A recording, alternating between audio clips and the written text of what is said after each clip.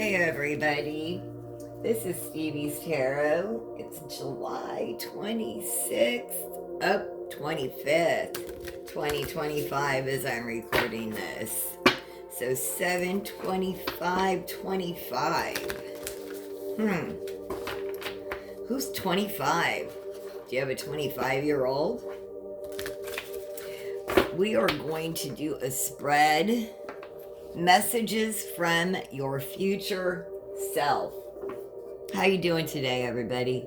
I hope you're doing well. If not, come in. Let's see what the cards can do to help you out.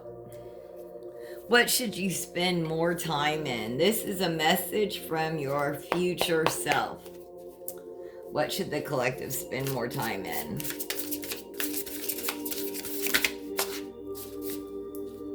What should the collective spend more time in? Bottom card.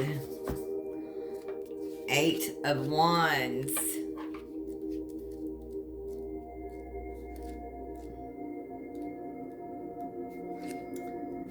Ease. Follow the ease. The 8 of Wands greets us with a nudge to take note of where we're being intuitively led, what feels fun and easy, what we are excited to work on, where are we naturally spending our energy. There are all clues that indicate what's aligned to us at any given moment. The mind can trip us up by trying to force us to follow with something just because. So thank goodness the 8 of Wands is here to say, you don't have to do anything you don't want to do. If something feels like too much, look for a way to make it easier. If you're overloaded with ideas, go with the one that carries the most energy. If you're feeling stuck, back away until you find a flow again. The medicine of the 8 of Wands is to stop pushing yourself. You may not always logically understand why you're being guided in a certain direction, and that's okay. Your job is to just listen for those nudges, ride the wave, and trust the process. That's what your future self is telling you.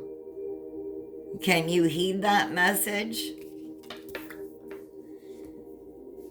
Easier when we're younger chronologically, it seems like, in age, and gosh, we really need to work on embodying that if we struggle with that in our later years. Fantastic reminder. And from our future self, what should we spend less time in? Collective, what should the collective spend less time in? Whoa. Very quick. Like, no fooling around here. Being brave, you spend less time in this.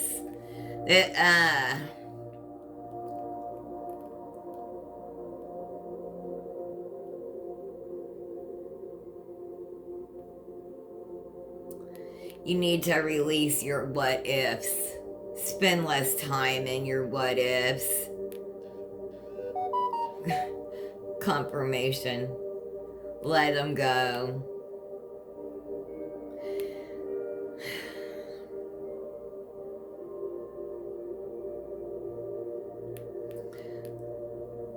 She loves with her whole heart, and it's beautiful. To love someone romantically or platonically is inherently vulnerable. You never know what might happen. Maybe you'll get rejected. Maybe the relationship will dissolve. Maybe your heart will be broken into a million pieces.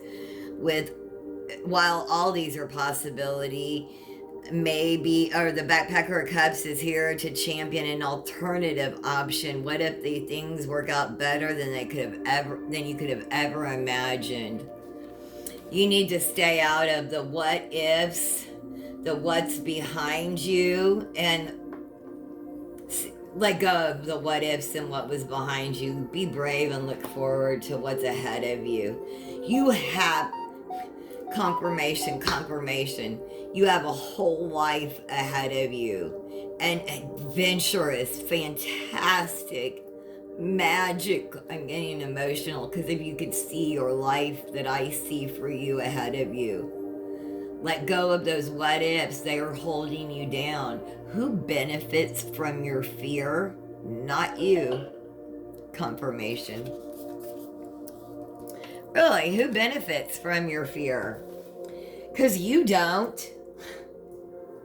Let that go. Let your fear go. Really think about that. Who is benefiting from your fear? It is not you. Be brave. Let those what ifs go. You have a whole fantastical, magical, adventurous life ahead of you. Be brave and step forward into it. You know, let go of that, of what's behind you and your what ifs. Third card, what do you need to remember? What does the collective need to remember?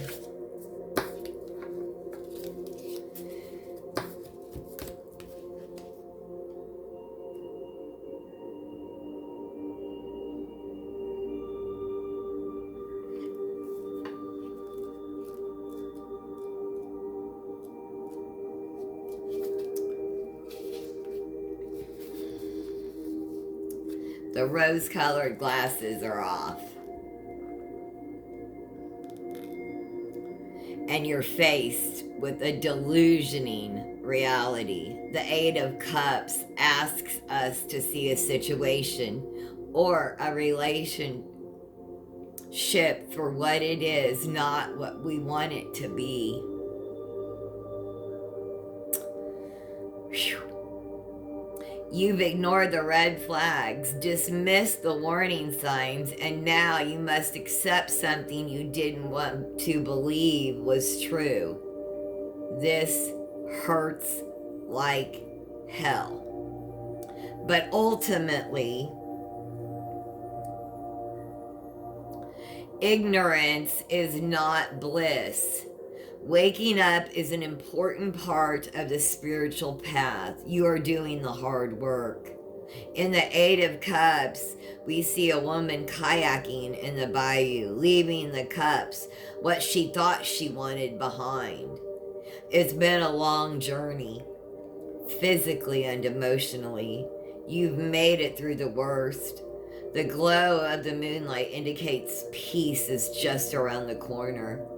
I know it's scary to walk away from what you've known, what feels comfortable and familiar, but you have all the courage, strength, and inner resources you need to do what you know in your heart is right. Now is the time. You've got this.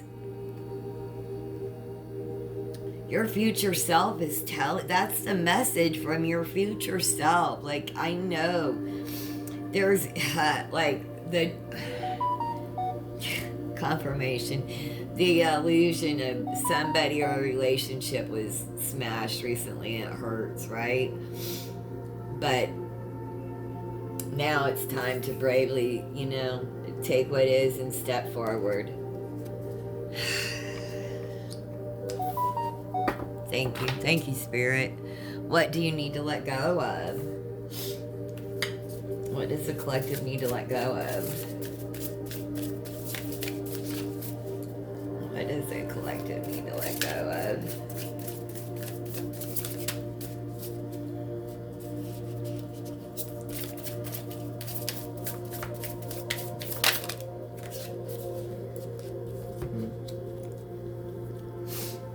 Excuse me. All right. So,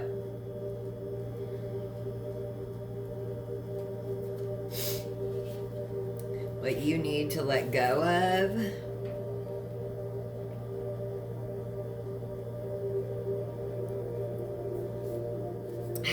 yeah, you need to, look,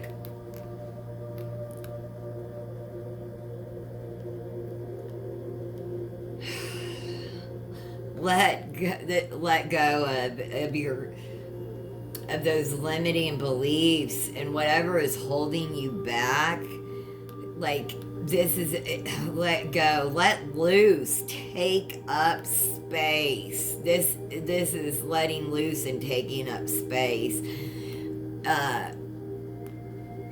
Society has taught women, especially Asian women, to be quiet and docile, to fear being too much, to blend into the background and wait to be spoken to, and hate on our bodies and diminish our accomplishments. But guess what? This is just another form of oppression in a way to keep us playing small so we won't go changing up the systems of power. Well, fuck that. The Four Wands is here to remind you that you are amazing, that your voice matters, that your happiness matters, that your existence matters. Let go of, let loose and take up space. Let loose and take up space, please.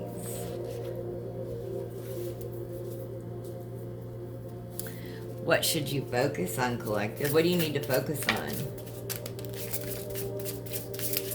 What's the collective need to focus on? Their strength, their infinite strength, your internal strength, your endurance. Yeah. I felt this today. This is what you need to focus on. When athletes train, they don't just hit the gym and call it a day. There's a lot more that goes into it than that. They practice. They take days off and nurse injuries. They work on their mindset and visualize winning and deal with nerves and learn how to perform under pressure. The strength card speaks to the training journey as a whole, the gradual steps needed to achieve your goal that go well beyond physical fitness. Building in time for self-care, baths, massage, nutrition, sleep, hydration is critical to making sure you are healthy for race day. We often forget that preparing our bodies to take on new challenges is just as much about rest as it is about pushing ourselves. It is a forever practice to find the right balance. Represented by the infinity symbol in this card, there is strength in resting. Resting makes you stronger. Endurance is about the long game, and we're going to make it to the finish line in one piece. If we are going to make it to the finish line in one piece, we have to pace ourselves.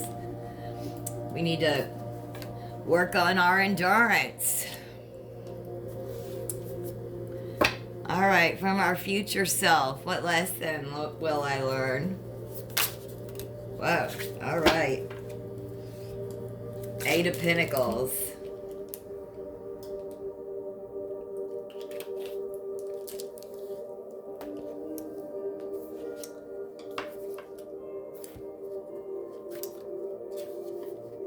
Appreciation. You've been over here taking it day by day, putting in the effort, giving it everything you've got, and damn, look at this life you've created for yourself. You might not be where you want to be yet. The casualties of being a dreamer. Am I right?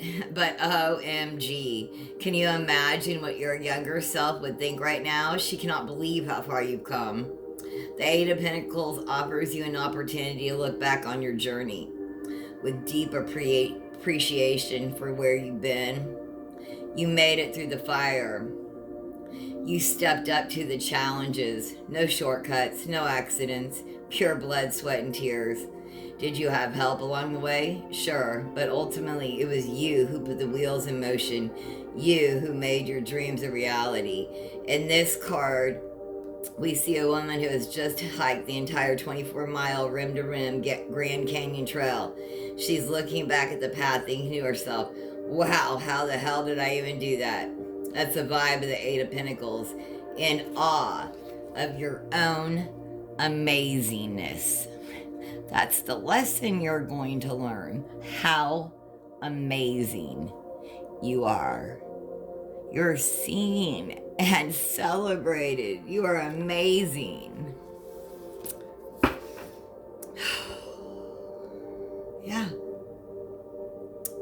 So, what is your potential? What's your potential? I mean, the sky's the limit, but what's your potential? What's the collective's potential, Spirit? What's the collective's potential? What's collective's potential? Top card.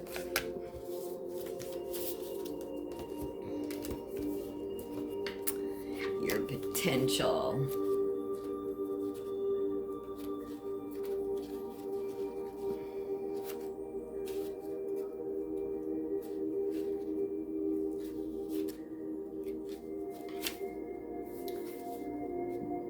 Differentiation.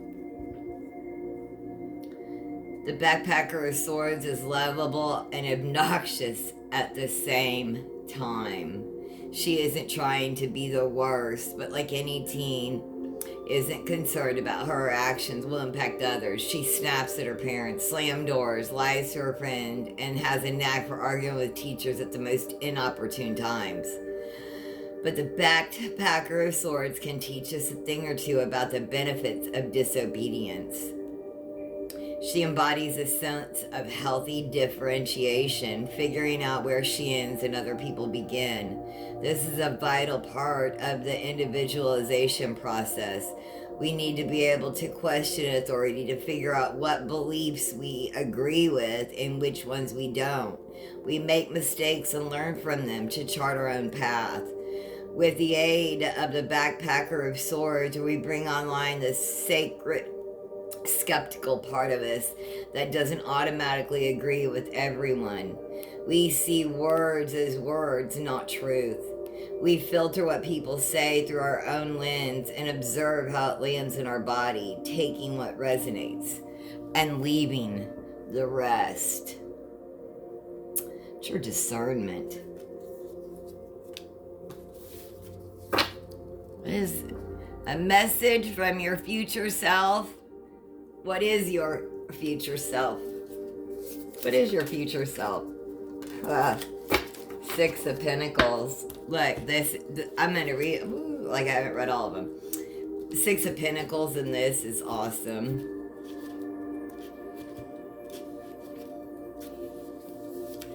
Society has socialized women into believing that being generous is synonymous with being a good person. So to be a good person, you must be in a perpetual state of giving in every sense of the word: time, money, energy, smiles. The thing is, we can't be in a season of giving indefinitely. If we always give, our wells will run dry and there'll be nothing left when we need it. The Six of Pentacles remind us that we deserve to feel supported and resourced too. This card debunks the scarcity myth that our happiness somehow takes away from the happiness of someone else. It also guides us to give from a place of integrity versus performance. In this card, we see a woman apple picking. She isn't immediately giving away all her apples, but rather taking what she needs first and only giving what she feels she has extra to give. If the idea of prioritizing your needs above others feels yucky, lean into the wisdom of the Six of Pentacles. This card is a great ally as you learn to love yourself in this important way. And what is the final message from your future self? What's the final message from their future self? Spirit.